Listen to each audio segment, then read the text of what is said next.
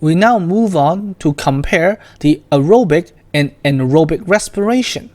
There are similarities between aerobic and anaerobic respiration. First, both of them release energy from the oxidative breakdown of organic substances.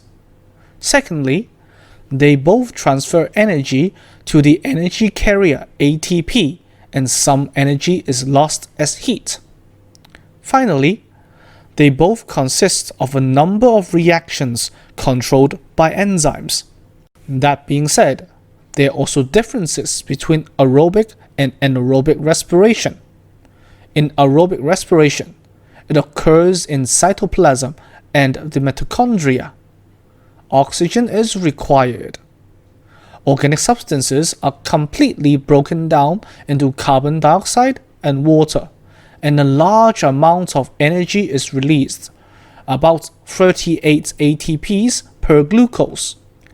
Anaerobic respiration, on the other hand, occurs in cytoplasm only. Oxygen is not required. Organic substances are partially broken down only, and lactic acid or ethanol and carbon dioxide can be formed. In the end, a much smaller amount of energy is released, only 2 ATPs per glucose. We move on to talk about the relationship between respiration and photosynthesis. The overall equations of photosynthesis and respiration are as follows. In photosynthesis, with carbon dioxide and water, with the input of light energy, gives out glucose and oxygen. Respiration, on the other hand, with the input of glucose and oxygen, it releases chemical energy as ATP and heat, along with carbon dioxide and water. Therefore, we can see that photosynthesis and respiration are related to one another. They are both involved in the exchange of molecules between these two reactions.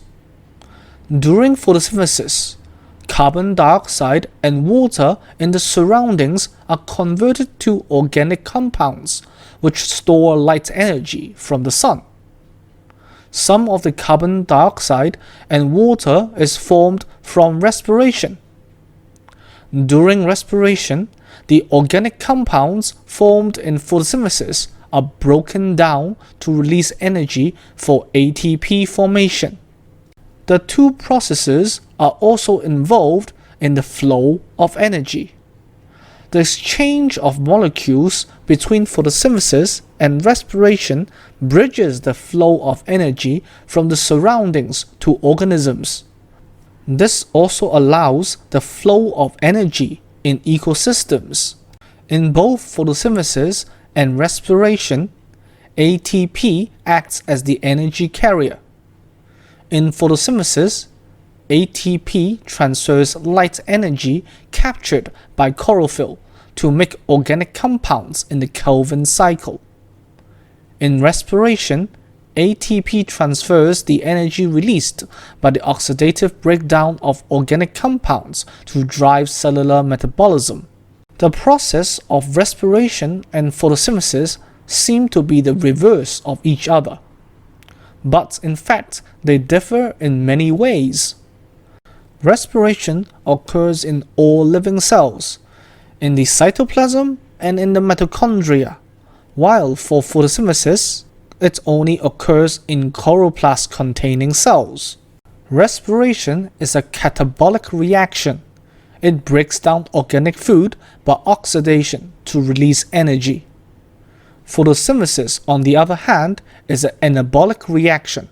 It builds up organic food by reduction to store energy. In respiration, chemical energy in organic food is converted to ATP and heat, while in photosynthesis, light energy is converted to chemical energy in organic food. Both respiration and photosynthesis involves an activation step. In respiration, activation of glucose is done by phosphorylation using ATP. The activated glucose is broken down in a controlled manner in glycolysis for forming ATP and NADH. While in photosynthesis, activation of chlorophyll is by light. Light is absorbed into the chlorophyll. Electrons excited to a higher energy level. In both reactions, there are cyclic processes. In respiration, it involves the Krebs cycle. Carbon dioxide is removed from pyruvate. NADH, FADH, and ATPs are formed. Photosynthesis, on the other hand, involves the Kelvin cycle. Carbon dioxide is fixed into the cycle by a 5C compound. NADPH and ATP are used to form triose phosphate, which subsequently forms glucose. ATP is also used to regenerate the 5C compound. The two reactions also involves electron transport. Energy in the form of ATP is released in the transport of electrons in these two processes. However, in respiration, electrons in NADH and FADH are finally accepted by oxygen. ATP is formed by oxidative phosphorylation, meaning oxidation of NADH and FADH drives ATP formation by phosphorylation. ATP is also formed in glycolysis and Krebs cycle by phosphorylation. In photosynthesis, electrons from chlorophyll are finally accepted by NADP to form NADPH. ATP is formed by photophosphorylation. NADPH and ATP are used to drive the reactions in the Kelvin cycle. Now, let us talk about how respiration is related to the Chinese Mitten Crabs aquaponics project. Environmental hypoxia, which means low oxygen environments, represents a major physiological challenge for Chinese mitten crabs and is a severe problem in aquaculture. Therefore, reoxygenation for crabs after surviving in low oxygen environments represents an important physiological challenge.